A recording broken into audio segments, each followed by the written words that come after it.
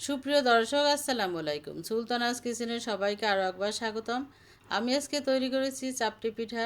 এই চাপটি পিঠা বিভিন্নভাবে তৈরি করা যায়, চালের গুঁড়ো দিয়ে, ময়দা দিয়ে, আটা দিয়ে। আজকে আমি এটা তৈরি করেছি চাল এবং ডাল দিয়ে। এটা খেতে ভীষণ মজার হয় আর এটা তৈরি করাও সহজ। আশা রাখি এই রেসিপি আপনাদের কাছে ভীষণ ভালো লাগবে। যাদের কাছে ভালো লাগবে একটা লাইক দিয়ে দেবেন, সবার সাথে শেয়ার করে দেবেন, পাশে থাকা বেল বাটনটি ক্লিক করে দিবেন, তাহলে আমি যখন কোনো নতুন ভিডিও আপলোড দেব সবার আগে আপনার কাছে পৌঁছে যাবে। অনেকে আমার চ্যানেলটি সাবস্ক্রাইব করে দিয়েছেন, তাদেরকে অসংখ্য ধন্যবাদ। যারা এখনও আমার চ্যানেলটি সাবস্ক্রাইব করে দেননি তাদের কাছে অনুরোধ থাকবে আমার চ্যানেলটি সাবস্ক্রাইব করে দিয়ে আমাকে সাপোর্ট করার জন্য। আমি এই চাপটি পিঠা তৈরি করার জন্য এখানে নিয়েছি চাল, সিদ্ধ চাল 200 গ্রাম, আর নিয়েছি ডাল। একটা মিক্সিং বলে দিয়ে দিচ্ছি। এরপর আমি এটা বেশ কয়েকবার পরিষ্কার পানি দিয়ে ধুয়ে নেব। তারপর আমি 4 থেকে 5 ঘন্টা আমি এটা ভিজিয়ে রেখে দেব। যে কষলি কষলি আমি ধুয়ে নিচ্ছি। এখন আমি এটা ঢেকে রেখে দিব 4 থেকে 5 ঘন্টা। এই চাপটি পিঠা খাওয়ার জন্য আমি এখন চাটনি তৈরি করে নিব ধনিয়া পাতার। একটা ব্লেন্ডারে ছোট্ট জারে দিয়ে দিচ্ছি 5টা কাঁচামরিচ, 4-5 কোষ রসুন, আর দিয়ে দিচ্ছি ধনিয়া পাতা। আমি অল্প করেই তৈরি করেছি এখানে। সামান্য লবণ দিব। এটা মিহি করে পেস্ট করে নিব। এই যে হয়ে গেছে তৈরি করা, একদম মিহি করে তৈরি করে নিয়েছি। চাপটির ভিতরে আমি আদা এবং রসুন দিব। সেটা এখানে 1.5 ইঞ্চি পরিমাণ আদা নিয়েছি কুচি করে, আর নিয়েছি ছোট একটা রসুনের অর্ধেকটা। এখন এর ভিতরে এই যে চালটা একদম নরম হয়ে গেছে, এটা থেকে অল্প অল্প দিয়ে আমি মিহি করে পেস্ট করে নিব। তবে একদম মিহি করব না, একটু দানা দানা থাকবে।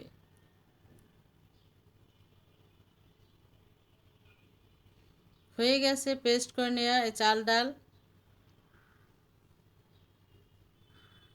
এই যে আমি একটু দানা দানা রেখেছি।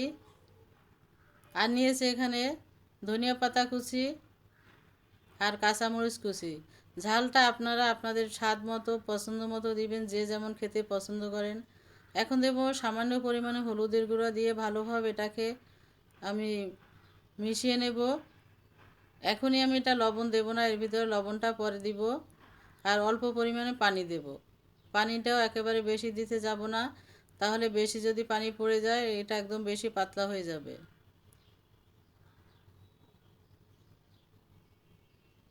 আবারও সামান্য পরিমাণ পানি দিলাম আমি।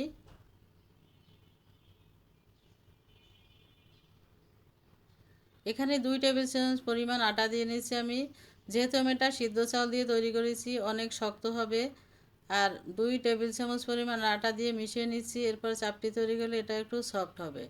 যারা একদম শক্ত খেতে চান তারা এই আটাটা মেশাবেন না। এখানে আরও সামান্য পরিমাণে একটু পানি দিতে হবে।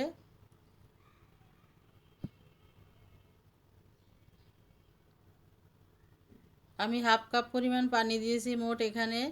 হয়ে গেছে 10 মিনিট রেস্টে রেখে দিচ্ছি। 10 মিনিট পর আমি ফিরে আসলাম। এখন এখানে লবণ দিয়ে দেব। আগে যদি লবণটা দিতাম তাহলে পানি ছেড়ে দিত।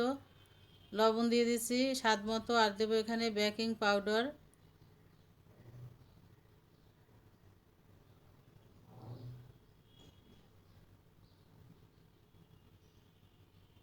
ভালোভাবে এটা মেশাতে হবে।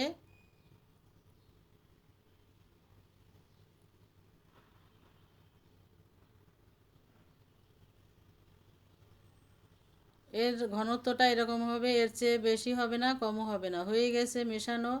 চুলা আগে থেকে আমি একটা তাওয়া বসিয়ে রেখেছি। তাওয়াটা গরম হয়ে গিয়েছে। এখন সামান্য তেল দিয়ে এটা মুছে নেব।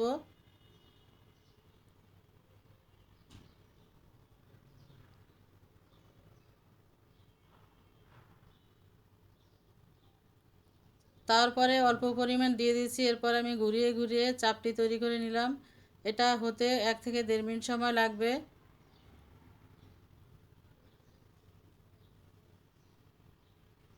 এই ডাল চালের ভিতরে পেঁয়াজ দিতে আমার মনে ছিল না, আমি পেঁয়াজটা এখন দিয়ে দিচ্ছি। দিয়ে ভালোভাবে মিশিয়ে নিলাম। পেঁয়াজ দিলে এটা আরও বেশি মজা হয় খেতে। হয়ে গেছে চাপটিটা উল্টে দিচ্ছি আমি। আর এভাবেই সব চাপটি আমি তৈরি করে নিয়েছি খুব সহজভাবে।